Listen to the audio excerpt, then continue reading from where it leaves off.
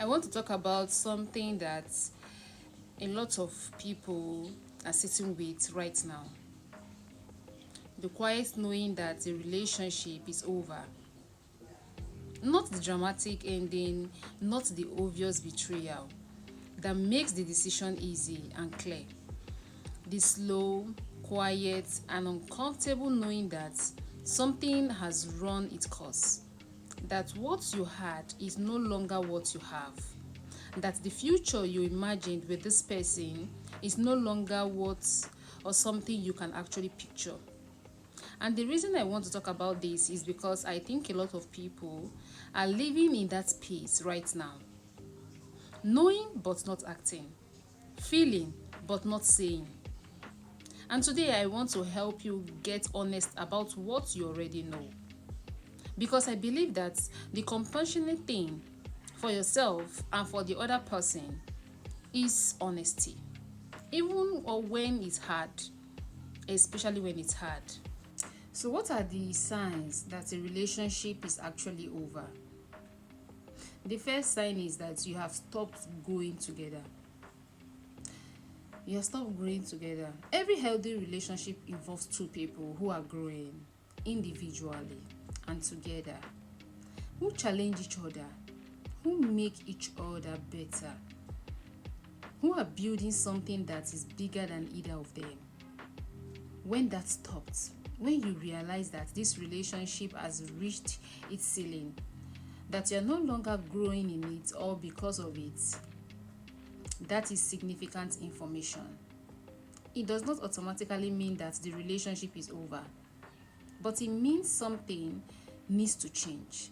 And if change has been requested and has not happened, that is what examining. The second sign is persistent emotional absence.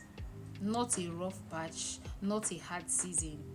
A consistent pattern where one or both people are emotionally checked out. Where conversations stayed surface level, not because of you're both tired, but because going deeper does not feel safe or worthwhile anymore. Where you share exciting news with friends long before you share it with your partner.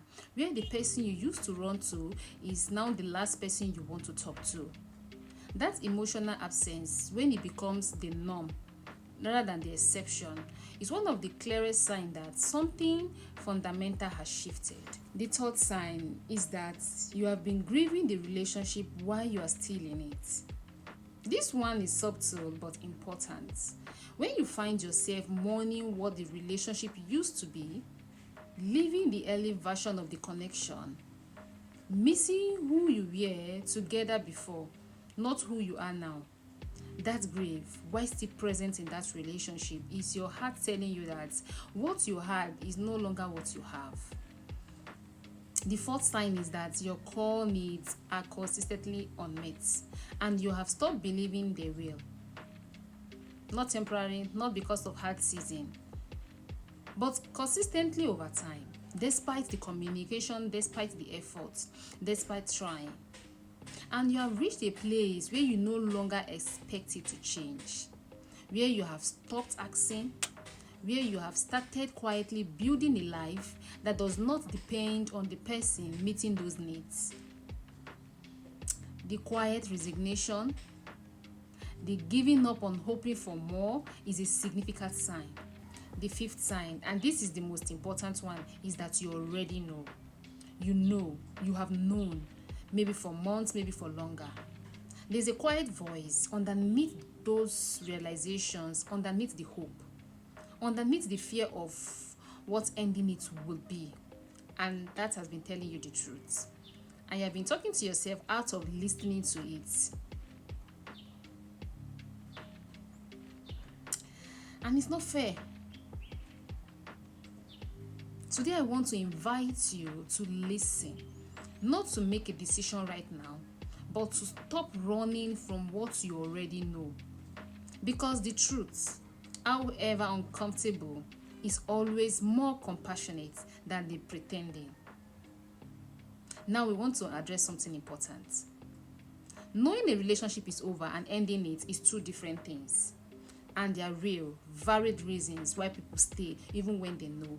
Fear of being alone, scared, or shared children, financial dependence, deep love for the person, if even if not the relationship, hoping that things will change. I'm not dismissing any of this, but I want to separate the practical reasons for staying from the emotional denial. You can stay for practical reasons while being honest with yourself about what is true. What I'm asking you to stop doing is pretending that you don't know what you know. Because that pretending, that self deception, is one of the most costly things you can do to yourself. It keeps you in a kind of limbo, not feeling in, not fully out, not fully present, not fully free. And you deserve more than limbo. I want to close with this. Ending a relationship, even one that has run its course, is one of the hardest things a person can do. There is a grief, there is fear, there is a loss of the future you have planned. I don't minimize any of that, but I want to offer you this.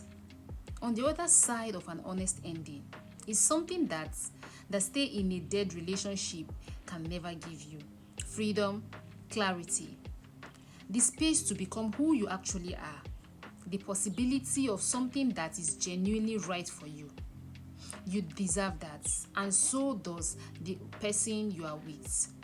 Drop honest in the comments if this resonated with you today, and share this with someone who needs permission to be honest about what they already know. I will see you in the next one.